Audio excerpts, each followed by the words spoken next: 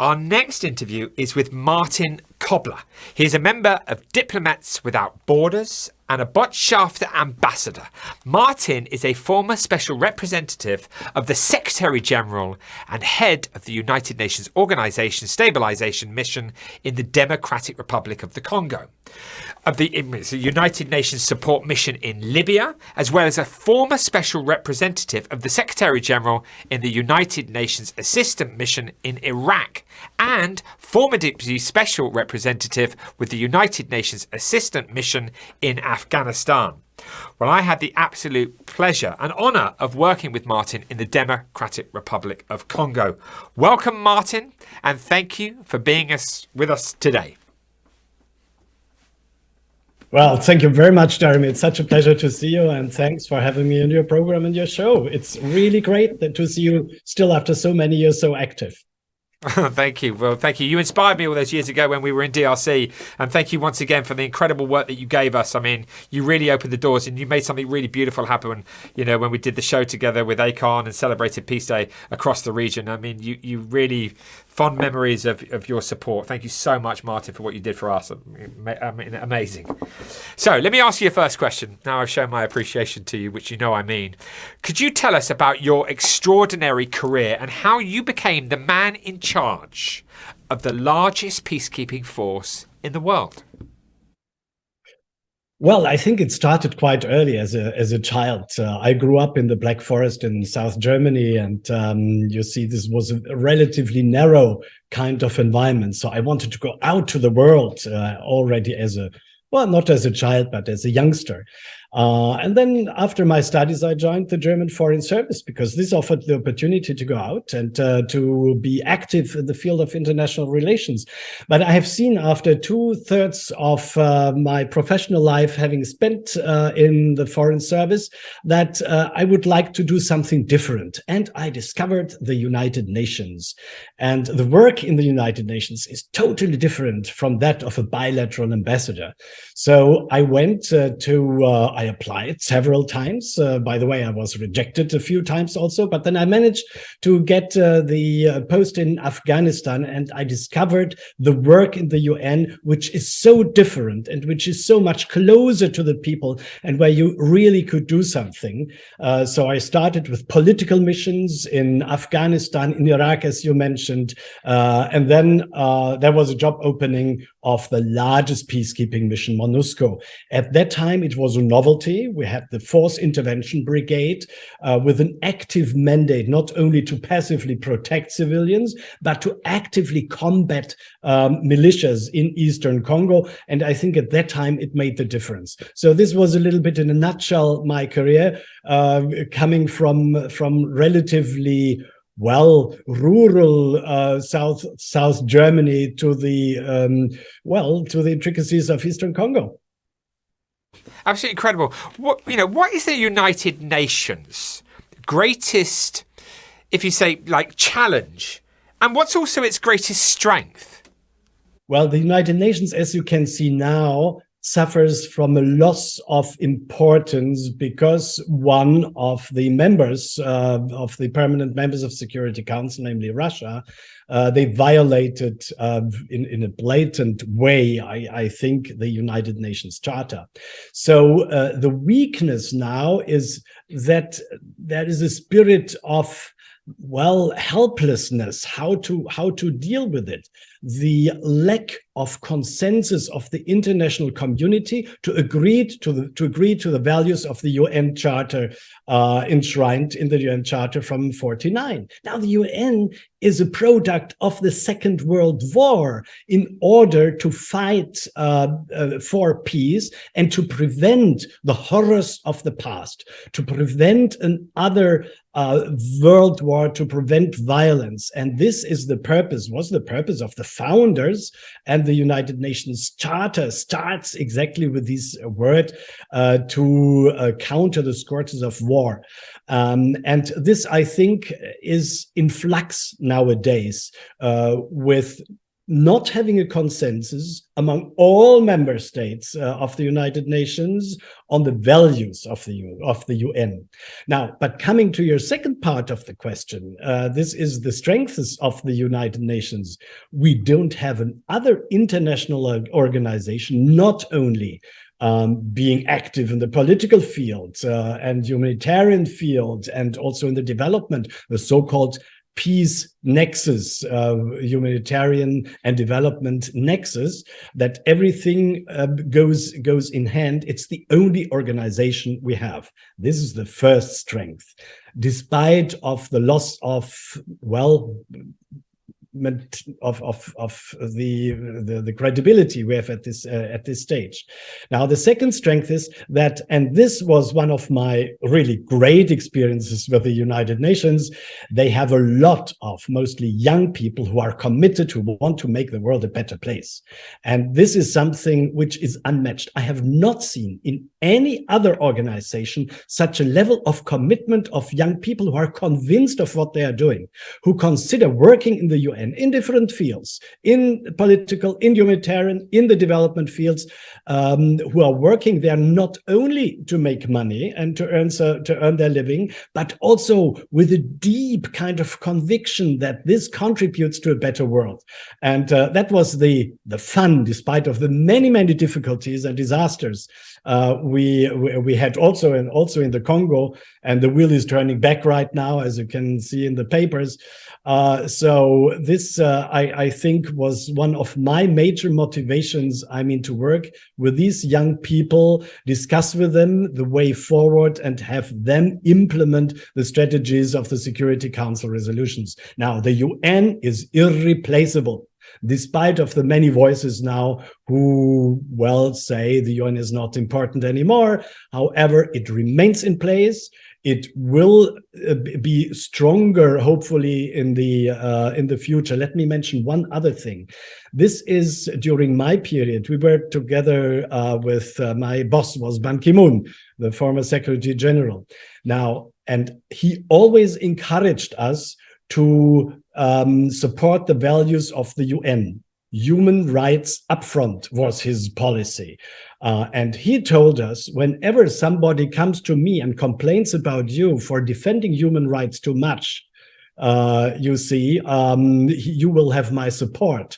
And if they do not complain about you, you do something wrong. Now, this sticking to values, human rights upfront, rules-based international order, sticking to the values of the UN, I think this is the strength of the UN Charter and the many people working in the United Nations. Martin, I just absolutely love hearing you speak. You inspire me. I mean, I completely agree with you. The United Nations is such an extraordinary organisation with courageous men and women all over the world, and today celebrates them. Peacekeepers Day, amazing, where we think about those on the front line, trying to save, those who need that assistance. And the room of the General Assembly, what an extraordinary place. Wonderful things to hear. Human rights up front. Stick to values. I'm definitely going to remember those two phrases. Let me ask you another question. What is the most important aspect of peacekeeping and peace building? Well, I think it's first of all to promote a political process in a situation where the parties cannot agree. Now, let's look back to the Oslo process, bringing understanding between Israelis and Palestinians. Look at the peace process in MONUSCO, in Eastern Congo, with Sun City, where the parties agree, but there needs to be an outside party in order to implement these provisions. Somebody, a benevolent outsider.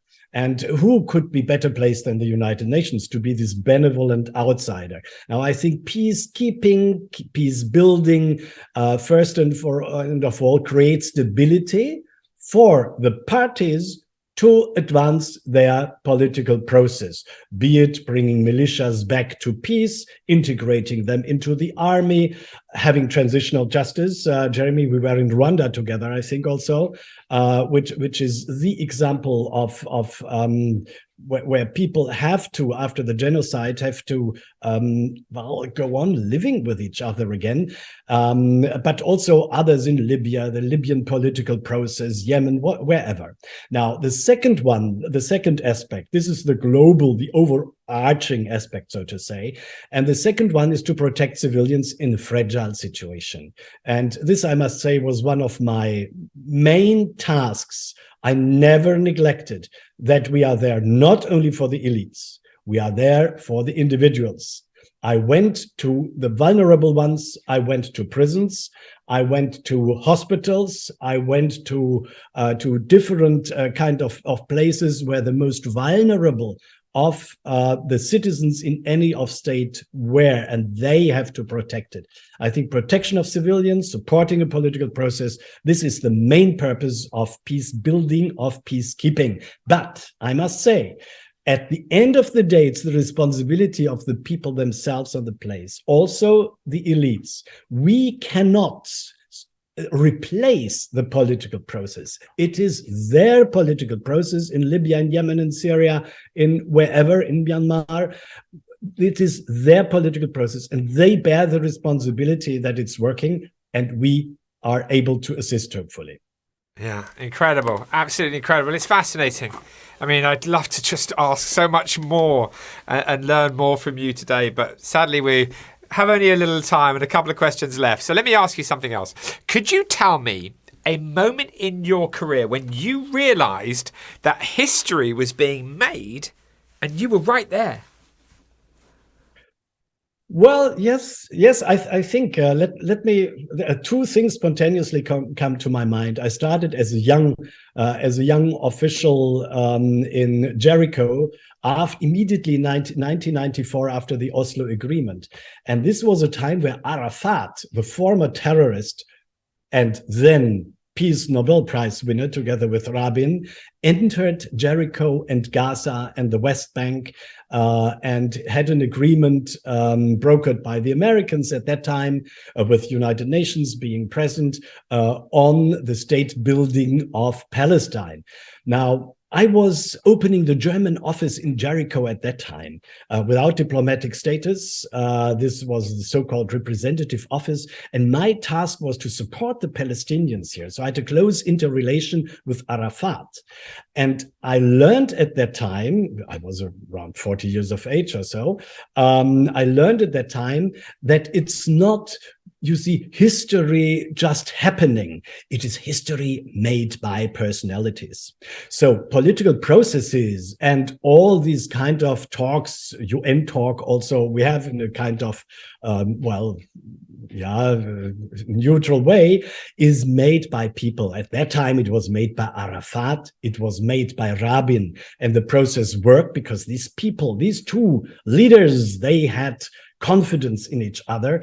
And then after the assassination of Rabin, the whole process disintegrated. So the process is one thing. However, the personalities is one thing. The second I wanted to briefly mention, you remember certainly the first Iraq war with Kuwait. When I was working with the UN in Iraq, we had a border management kind of project. This was not very spectacular, but Saddam Hussein at that time, he considered Kuwait as the 23rd or so province of Iraq.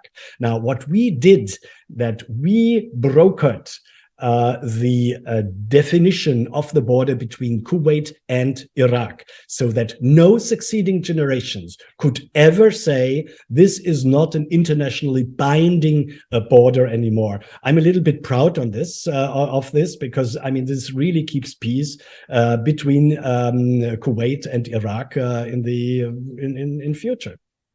Absolutely incredible. Wow, amazing. So look, briefly, I've got about 50 seconds and I wish I had 50 minutes, but I don't. So what's your plan for the next 5 years, Martin? Well, now I'm close to 70 years of age now. However, given what I see as leaders, you see, who who are candidates. So I'm not shy. I mean, to apply for other positions at the United Nations. I would love to go back to business here. I still feel active enough to do something, and above all, avoid the mistakes I did. Now, this requires another session on the mistakes. However, I learned so much, and I would like to avoid the mistakes I did. But the second one is, which is more realistic, what I'm doing now in the next 5 years, hopefully, to educate younger people in avoiding these mistakes and watering their mouths, so to say, for being active in the United Nations and in peacekeeping. I'm teaching right now, and I will continue to teach at the Military Staff Academy here in Hamburg, young staff officers, international staff officers, but also German staff officers who go out as staff officers to the United Nations mission. And this is a lot of fun to see these younger people, committed military, to go out and really to want to make the world a better place. Well, Martin, it's so wonderful to see you again. Absolute, honoured to be with you. Thank you so much for supporting Peacekeepers Live. You take care.